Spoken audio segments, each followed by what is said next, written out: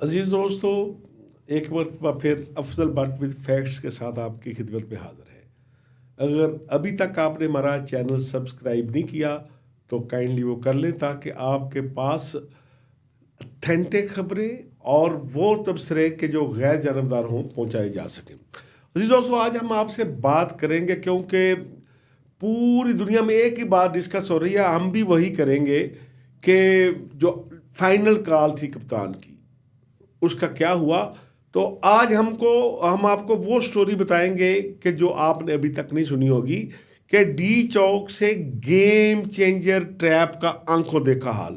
ہم نے 48 گھنٹے وہاں پہ گزارے اور وہ گیم چینجر ٹریپ کیا تھا آج آپ کو سمجھ لگ جائے گی یہ پروگرام سننے کے بعد کہ اصل پی ٹی آئی کا دھرنا کیسے ختم ہوا، کیا حکومت نے کیا، کس طرح انتظامیہ نے کھیل کھیلا۔ دوسرا، اس کے ساتھ ساتھ ہم آپ کو بتائیں گے کہ 26 نومبر کو حکومت نے جب یہ سب کچھ کر لیا تو حکومت نے ایک تیر سے 3 شکار کرنے کی کوشش کی۔ وہ 3 شکار کون سے ہیں فیصلہ آپ کریں گے کہ وہ 3 شکار کرنے میں حکومت کامیاب ہوئی یا کہ نہیں۔ تیسری جو بات، آپ ہر بندہ کوئی پازیٹیو بات کر رہا ہے، کوئی نیگیٹو بات کر رہا ہے، کوئی آدمی طنز کر رہا ہے، کچھ لوگ اپنی بڑاس نکال رہے ہیں بشرا بی بی کے اوپر کہ بشرا بی بی جو ہے وہ دیکھیں جی کیسے فرار ہوئی، اللہ تعالیٰ معاف کرے، ہم تو کسی خاتون کے متعلق یہ بات نہیں کرتے، لیکن آج تک آپ کو کسی نے نہیں بتایا جو بات ہم بتائیں گے کہ بشرا بی بی ڈی چوک چھوڑنے کی اندرونی کہانی۔ یہ آپ نے سن لی تو آپ کو سمجھ لگ جائے گی کہ بشرا بی بی نے حلف دیا تھا کہ آپ نے ادھر جانا ہے، خود کہا تھا آخری سانس تک وہاں رہوں گی، تو وہ کیوں وہاں سے گئیں، کیسے گئیں، اس کی اندرونی کہانی کہا ہے، کیا ہے، اس پہ ہم آپ سے بات کریں گے۔ آج ہیں پہلے ڈی چوک سے گیم چینجر ٹریپ کیا تھا۔ دوستو، ہم تو 25 نومبر کی رات کو وہاں چلے گئے تھے اور خاص طور پہ جب رینجر کے 4 نوجوانوں کی شہادت ہوئی تو ہم میڈیا ٹاؤن میں تھے، ہم فوری طور پہ نکلے اور ڈی چوک پہنچ گئے۔ اس وقت تک یہ صورتحال نہیں تھی کہ رینجر کے جو جوان شہید ہوئے ہیں وہ روڈ ایکسیڈنٹ میں ہوئے ہیں۔ اس وقت تو یہ تھا کہ پی ٹی آئی کا جلوس تھا اور اس کو روکنے والے 4 رینجر نوجوان شہید ہو گئے ہیں۔ ہمیں ڈر لگنا شروع ہو گیا کہ خدا نہ خواستہ کہیں کوئی 9 مئی والا واقعہ نہ ہو گیا ہو، لیکن بہرحال بعد میں یہ خبر آ گئی، لیکن ہم گھر سے نکل کر ڈی چوک پہنچ گئے۔ اب ہم نے ارلی ان دا مارننگ وہاں پر جا کے ڈیرا لگا لیا، ساتھ ہی ایک دفتر تھا میٹرو باز اخبار کا، وہاں سے نکلتے تو باہر آ جاتے تھے، باہر سے نکلتے تھے اندر چلے جاتے تھے۔ اس لیے ہم نے 26 نومبر کو رات کو گئے تھے، 26 نومبر کو ہم نے جو پی ٹی آئی کا پہلا ایک قافلہ وہاں پر پہنچا، وہ کیسے پہنچا اگر آپ کو سنیں گے تو آپ حیران رہ جائیں گے کہ بھئی کیسے ان کو لے کر جایا گیا۔ تو ہوا یہ کہ جب ہم وہاں موجود تھے تو ظاہر ہے کہ 2000 کے قریب جو ہے وہ رینجر اور پولیس اہلکار ہوں گے، اور بار بار خبریں آ رہی تھیں کہ قافلہ جو ہے وہ پی ٹی آئی کا اس نے اسلام آباد کی طرف مارچ شروع کر دیا ہے۔ پہلے یہ کہا گیا کہ جو سری نگر ہائی وے پہ پیٹرول پمپ ہے وہاں پہنچ گیا ہے۔ اب جو اگلی خبریں آ رہی تھیں وہ اس طرح تھی کہ جس طرح مجھے یاد آ رہا تھا کہ جب ابھی حال ہی میں طالبان نے ٹیک اوور کیا کابل کو، تو امریکن کی بھی جو تھی وہ ایسٹیمیٹ یہ تھا کہ طالبان کے کابل پہنچنے میں 3-4 دن لگیں گے، لیکن وہ آپ کو پتا ہے کہ 24 گھنٹوں میں آگے تھے۔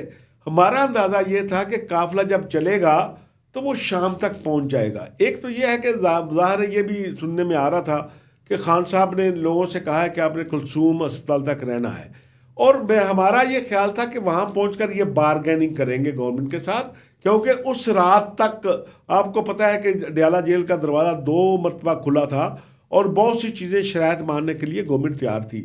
تو ہمارا یہ تھا کہ اپنی بارگیننگ پوزیشن بنانے کے لیے وہ شام تک پہنچ جائیں گے، اور جو پریزیڈنٹ آئے ہوئے ہیں، ہمارے گیسٹ ہیں، وہ بھی واپس بیلاروس کے، وہ بھی واپس چلے جائیں گے۔ لیکن آپ یقین کریں کہ طالبان نے وہ جو سفر کیا اس سے تیزی کے ساتھ یہ سفر آیا۔ جو لڑکا آ رہا تھا وہ اس نے کہا جی، پہلے اس نے ایک جرنلسٹ آیا، اس نے کہا جی وہ تو پشاور موڑ پہنچ گئے. دوسرا بندہ آیا، اس نے کہا جی وہ تو 0 پوائنٹ پہنچ گئے ہیں. تیسرا بندہ آیا، اس نے کہا جی وہ تو سینٹورس پہنچ گئے. ہمیں سمجھ نہیں آ رہی تھی کہ یہ چکر کیا ہے، کہ کسی جگہ ان کو انگیج کیوں نہیں کر رہی گورنمنٹ. اب جتنے جرنلسٹ وہاں پہ کھڑے تھے نا، ہم سب کا خیال یہ تھا کہ محسن نقوی صاحب گیم کر رہے ہیں اس گورنمنٹ کے ساتھ، کیونکہ اس وقت تاثر یہ تھا کہ پی ٹی آئی کی اور اسٹیبلشمنٹ کی جو بات چل رہی تھی، تو پی ٹی آئی نے بہت سے سی بی ایم اپنی طرف سے دیے ہیں. 26ویں آئینی ترمیم ہوئی، وہ سی بی ایم تھا. سروسز چیف کی مدت ملازمت میں توسیع ہوئی، وہ سی بی ایم تھا پی ٹی آئی کی جانب سے. سپریم کورٹ میں منصور علی شاہ کو چیف جسٹس نہیں بننے دیا گیا اور یہی آفریدی بن گئے، اس میں پی ٹی آئی نے کوئی سخت سانس نہیں لیا، وہ سی بی ایم تھا. تو اب دوسری طرف سے باری ہے سی بی ایم کی، کہ اسٹیبلشمنٹ کی طرف سے سی بی ایم کیا آتے ہیں. تو ہمارا یہ خیال تھا کہ کیونکہ محسن نقوی صاحب کا تعلق ظاہر مسلم لیگ نون سے نہیں ہے، تو وہ سی بی ایم کے طور پہ فیسیلیٹیٹ کر رہے ہیں پی ٹی آئی کو، کہ نہ انہیں کوئی روک رہا ہے نہ کوئی بات ہو رہی ہے. اتنی دیر میں کیا ہوتا ہے کہ آئی جی صاحب وہاں آتے ہیں. میں گیا سیدھا آئی جی صاحب کے پاس، میں نے کہا آئی جی صاحب بتائیں کہ صورتحال یہ ہے کہ اب تو قافلہ جو ہے وہ سینٹورس پہنچ گیا ہے، تو آپ بتائیں کہ آپ کی حکمت عملی کیا ہے. تو انہوں نے کہا کہ دیکھیے ہماری تو کوئی حکمت عملی نہیں ہے، ابھی آئیں گے محسن نقوی صاحب، انہوں نے پریس کانفرنس کرنی ہے تو وہ آپ کو بتائیں گے. اتنی دیر میں ڈی چوک میں سارے میں تمام کیمرے نصب ہو گئے اور ڈائس بنا دیا گیا جہاں محسن نقوی صاحب میں خطاب کرنا ہے. یہاں سے گیم چینجر ٹریپ جو ہے وہ اس پہ آپ نے نظر رکھنی ہے کہ یہ ٹریپ کیا تھا. اب یہ تھا کہ محسن نقوی صاحب آئے اور پریس کانفرنس کرنے کی بجائے انہوں نے اسلام آباد کی پولیس کے کوئی آئی جی سمیت افسران کو ساتھ لیا اور چند پولیس اہلکاروں کو ساتھ لیا اور چلنا شروع ہو گیا کدھر؟ شہید ملت سیکریٹریٹ کی طرف، جو آخری کنٹینر تھا. ہم نے کہا کوئی حکمتی عملی بنانے گئے ہوں گے کہ کیا ہوا کیا نہیں ہوا. وہاں گئے، انہوں نے کچھ بات چیت کی اور وہاں سے گاڑی سے واپس آئے اور مختصر پریس کانفرنس کی کہ دیکھیں جی پی ٹی آئی کی قیادت بات کرنا چاہتی تھی، بی بی نے بات نہیں کرنے دی. تو بہرحال اب آپ دیکھیں کیا ہوتا ہے کیا نہیں ہوتا. ہمارا پختہ یقین ہو گیا کہ اب انہوں نے فیصلہ کر لیا ہے کہ پی ٹی آئی کے ہینڈ اوور کرنا ہے ڈی چوک. اچھا، اب دوسری طرف سے بات کیا تھی؟ حکومت کو یہ پتا تھا کہ ہم تو چاہتے ہی چاہتے ہیں، لیکن اسٹیبلشمنٹ بھی یہ چاہتی ہے کہ ان کو ڈی چوک میں نہیں آنا چاہیے تاکہ ملک چلتا ہوا نظر آئے. یہ ملک رک جاتا ہے جب ڈی چوک میں ایک لمبا دھرنا لگتا ہے. تو ادھر سے بھی میسج تھا کہ آپ سنجانی بیٹھ جائیں، لمبا دھرنے پہ بھلے بیٹھ جائیں، اور اس میں شرط یہ تھی کہ آپ کو کوئی آپ کے قافلے کو روکے گا نہیں، کوئی سختی نہیں ہوگی، اور شاید جو لوگ گرفتار ہوئے ہیں وہ بھی چھوڑ دیے جائیں. لیکن جب حکومت سمجھتی تھی بار بار، وہ ان کو بھی شک تھا کہ محسن نقوی صاحب ہمارے ساتھ گیم کر رہے ہیں، کہ جو اسٹیبلشمنٹ چاہتی ہے کہ ان کو منع کیا ہوا ہے، لیکن محسن نقوی اسپیس دے رہے ہیں. حکومت کا یہ شک تھا کہ ہمیں کچھ اور بتایا جا رہا ہے، ہو کچھ اور رہا ہے. لو جی، ابھی ہم وہاں کھڑے تھے تو ایک جرنلسٹ صاحب نے کہا جی اب سینٹورس سے قافلہ جو ہے نا وہ ادھر چل پڑا ہے. یہ وہ ڈیفائننگ موومنٹ تھی. آپ صرف اپنے ذہن میں یہ رکھ لیں کہ پورا قافلہ جو ہے وہ ابھی پشاور موڑ میں تھا. یہ 200-250 جذباتی نوجوان تھے جو قافلے سے نکل کر گاڑیوں سے اتر کر پیدل بھاگتے ہوئے آ رہے تھے ایک فاتح کے طور پر. ٹھیک ہے، اب گیم انہوں نے کیا کی، جو میں بار بار کہہ رہا ہوں گیم چینجر ٹریپ کیا بنا، کہ انہوں نے دیکھا کہ یہ 250-300 لوگ تو آگے ہیں، باقی سارا قافلہ اس وقت تک کبھی یہ اطلاع تھی کہ 20-25 ہزار لوگ پچھلے قافلے کے ساتھ موجود ہیں. تو انہوں نے گیم یہ کی کہ یہ 200-250 جو نوجوان تھے نا، ان کو ٹریپ کر کے کسی طرح ڈی چوک لایا جائے، اور اگر وہ ڈی چوک آ جائیں گے تو جو جس کے بعد کا گورنمنٹ کو خوف تھا کہ حکومت اس بات کو سے ڈری ہوئی تھی، اور یقینی طور پر یہ ہونا تھا کہ اسٹیبلشمنٹ اور عمران خان کے درمیان، اسٹیبلشمنٹ اور پی ٹی آئی کے درمیان جو بات چیت جاری ہے، اس ٹرسٹ کو بریچ کیسے کیا جائے، توڑا کیسے جائے. اسٹیبلشمنٹ کو یہ تھا کہ انہوں نے نہیں جانا، ہم نے کہہ دیا ڈی چوک نہیں جائیں گے. اب محسن نقوی صاحب نے جو میں نے بتایا کہ جو ٹریپ کیا، اچانک ہم کیا دیکھتے ہیں کہ ہم ڈی چوک سے اتر کر ساتھ دفتر تھا، کیونکہ آپ کو پتا ہے کہ اس دن ہماری موبائل سروس بند تھی. ہم نے کوئی کام کرنا ہوتا تھا تو قریبی اخبار ایک دفتر تھا، اس کے جا کے نیٹ چلتا تھا، وہاں سے کام کرتے تھے. لکیلی نیٹ بھی کیوں چل رہا تھا یہ بھی آپ کو میں انکشاف کر دوں کہ اس دن بیلاروس کا جو ڈیلیگیشن تھا وہ ادھر ہی تھا وزیر اعظم ہاؤس میں، اور شاید جو ٹاور تھا جس نے ادھر سگنل دینے تھے وہ ایک ٹاور جو ہے وہ آن تھا، جس کی وجہ سے ہمیں بھی فائدہ ہو رہا تھا. ہم ابھی نیچے گئے ہیں تو اچانک شیلنگ ہوئی ہے، اور ایک ہمارا فوٹوگرافر ہے خادم، اس نے کہا کہ بٹ صاحب وہ تو چوک میں پہنچ گئے ہیں.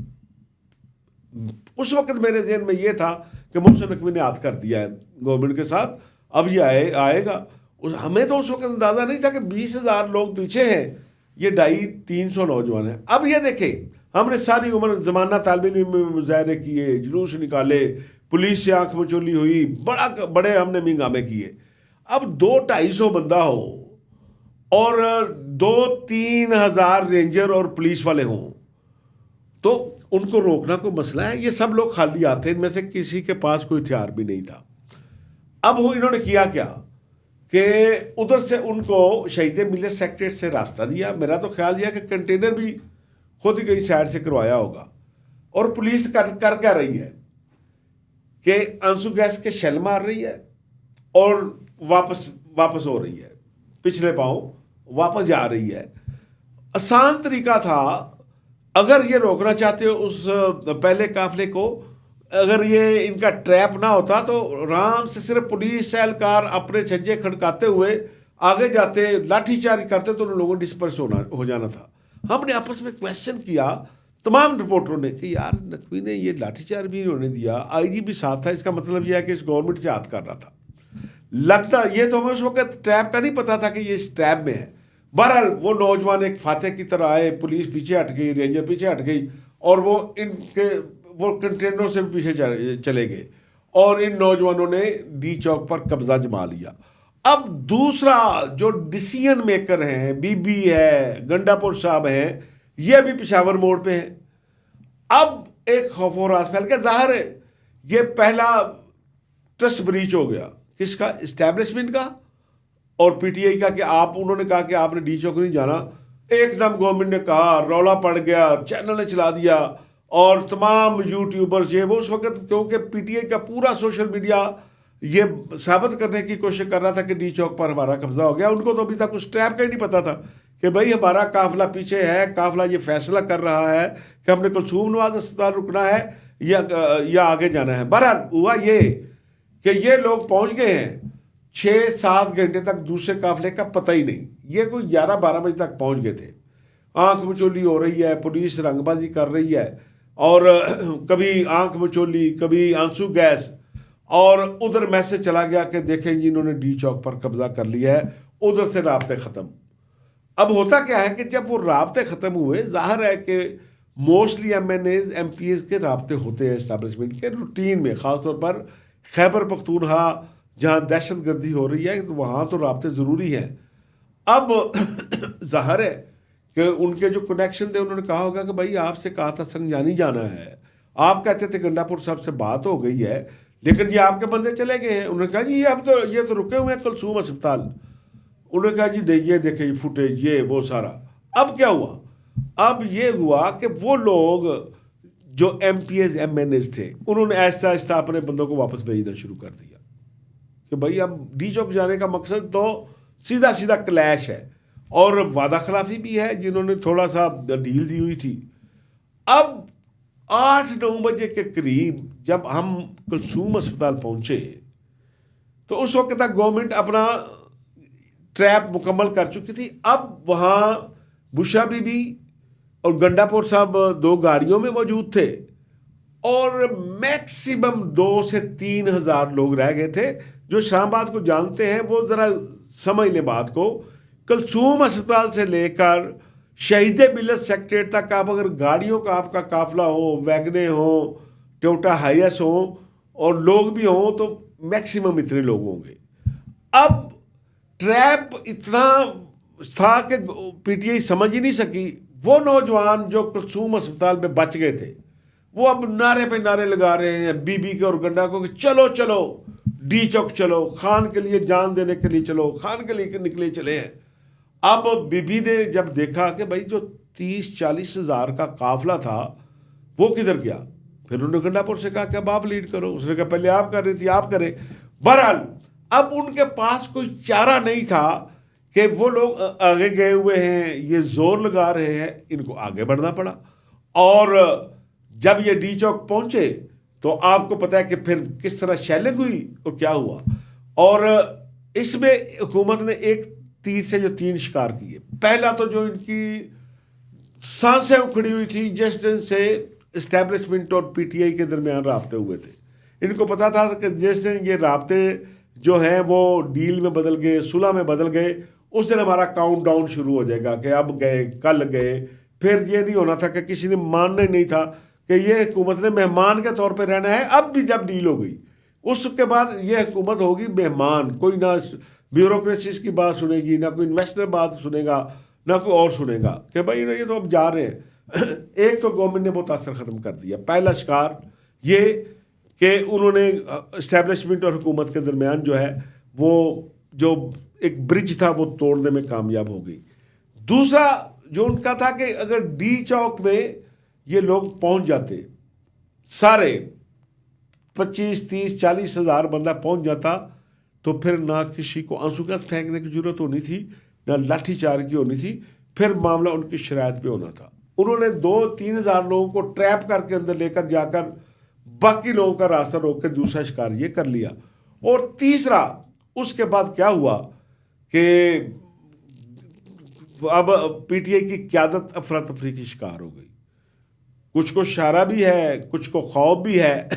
تو اب ہر آدمی پی ٹی آئی کے اندرونی اختلافات کو بڑھا چڑھا کر پیش کر رہا ہے۔ اس کی وجہ کہ سب اپنی اپنی حاضری لگوا رہے ہیں، بھائی ادھر بھی لگوانی ہوتی ہے، کوئی پشاور میں بھی لگوانی ہوتی ہے، حاضری ضروری ہوتی ہے۔